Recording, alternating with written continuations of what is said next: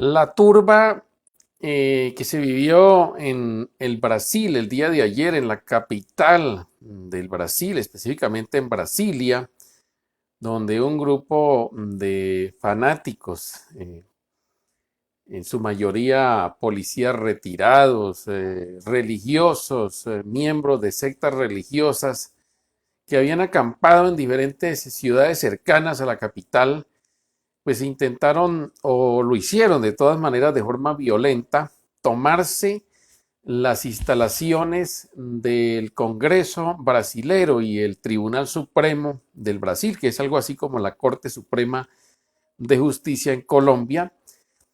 Fue un primer campanazo de alerta a 8 días de haberse posesionado el presidente Luis Ignacio Lula da Silva. ¿Qué nos indica esto? Que la ultraderecha, que gobernó durante 6 años en ese país, pues está resistente a entregar al poder. Pero ese es uno de los elementos importantes. Ahora, esto hay que mirarlo, lo que sucede en el Brasil hay que mirarlo desde 3 puntos de vista diferentes. El primero de ellos, el Jair Bolsonaro perdió las elecciones por un margen muy estrecho. Lula da Silva lo gana con un margen muy estrecho, es decir, entre el 49 y 50%, lo cual ha dejado al país, al inmenso país brasilero, inmensamente dividido en dos fuerzas muy grandes del país, es decir, totalmente polarizado.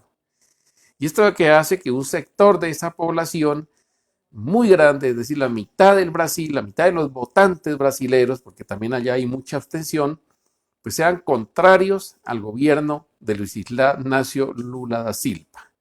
Eso hace que la gobernabilidad en este tercer mandato de Luis Ignacio Lula sea bastante frágil y tendrá que manejar con mucho cuidado en la situación política de su país. En segundo lugar, estas turbas están en su mayoría conformadas por policías retirados, suboficiales del ejército retirados, netamente fanáticos, personas sin educación formal, que a duras penas hicieron los cursos en los cuarteles y se formaron en el manejo de armas, pero con muy pocas relaciones humanas y con muy pocos conocimientos de lo que es la política en sí. Y otro sector que compone esas turbas que están durmiendo en carpas en frente a los cuarteles militares está compuesta de fanáticos religiosos, en su mayoría miembros de iglesias religiosas como pentecostales, del movimiento misionero mundial, de gente de iglesias muy poderosas del Brasil, el Santo Daime, por ejemplo, que es una secta o una iglesia que se formó a raíz de la adoración al Yahvé. Son grupos muy fanáticos. ¿Por qué? Porque en su gran mayoría la gente que conforma estas sectas, o estas iglesias, perdón, son gente ignorante, son gente iletrada. A duras penas, hay gente de 40, 50 años que a duras penas han leído la Biblia, conocen en la vida solamente la Biblia y no se han leído otro libro más, además porque sus pastores les dicen desde su niñez a los niños que no es necesaria la educación, porque esto lo que hace es satanizar al ser humano.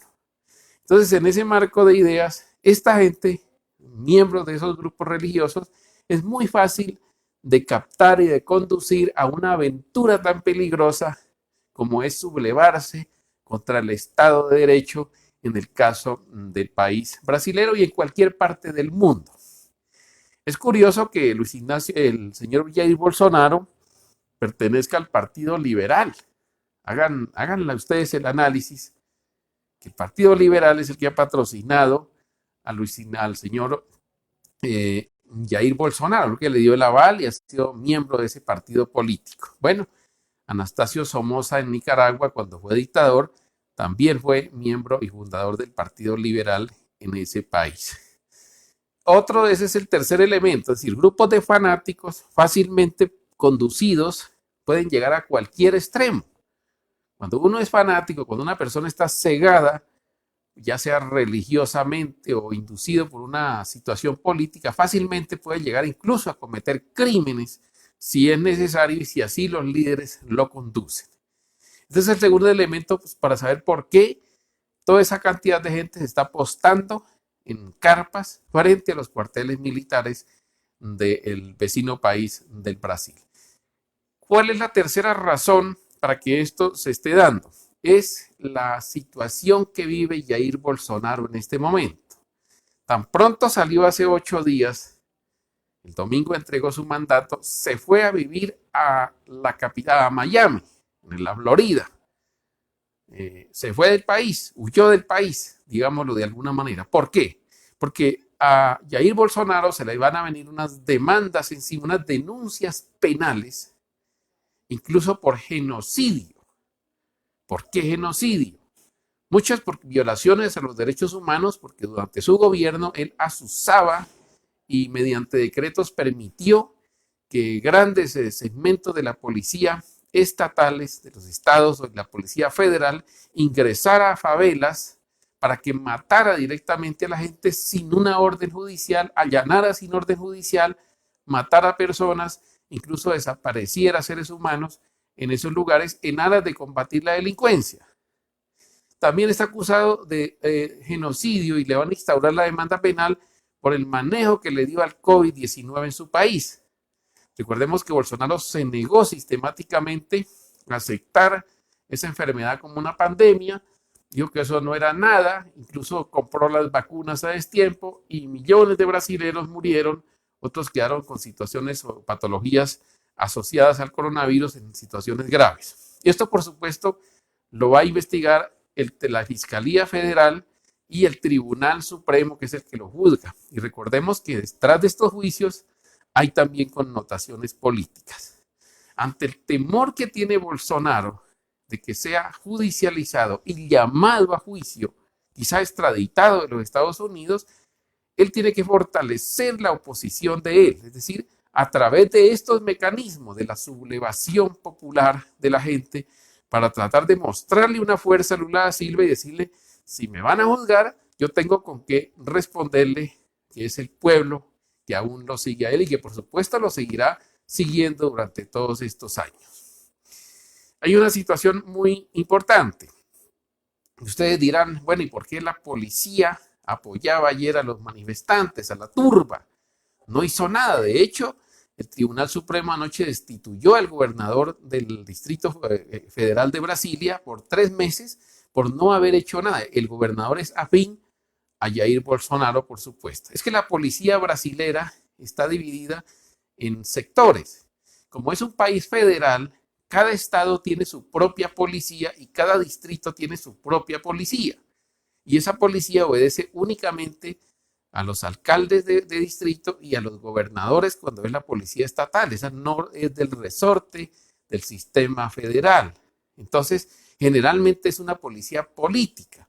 Cada que llega un gobernador nuevo, un alcalde nuevo, cambia de policías, mete a la gente de ellos, algo parecido a lo que sucede en nuestros pueblos con la policía de tránsito, lo que llamamos los guardas de tránsito. Los cambian por cuestiones políticas y estas personas generalmente son afines al alcalde o afines al gobernador de turno.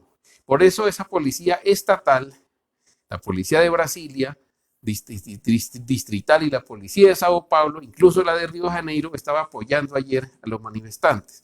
No así la policía federal, cuya cabeza principal es el presidente de la República. Es una policía federal que solamente interviene en los estados en casos supremos de emergencia.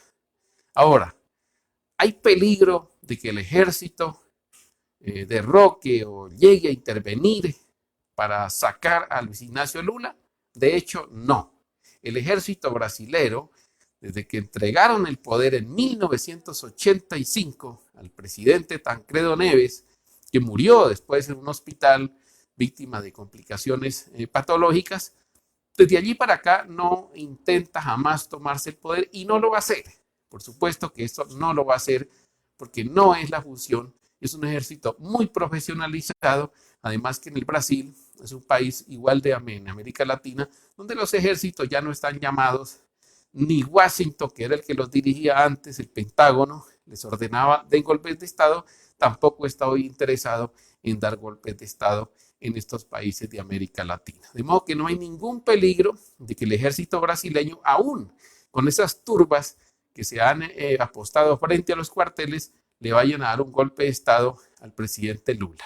De aquí en adelante, por supuesto que el presidente Luis Ignacio Lula va a estar alertado y va a evitar a futuro que esas escaramuzas, como la del domingo 8 de enero, se le vuelva a presentar y su gobernabilidad pues va a tener que manejarla con mucho cuidado para poder volver a unir a ese país que está dividido en dos grandes segmentos de la población e ir poco a poco menguando lo que viene, que es el bolsonarismo que quedó en el corazón, en la mente de millones de brasileros, sobre todo de los miembros de esas iglesias fanáticas que aún lo consideran como un mesías que llegó a salvar a su país. Para temas de análisis les habló Santiago Villarreal. Hasta pronto.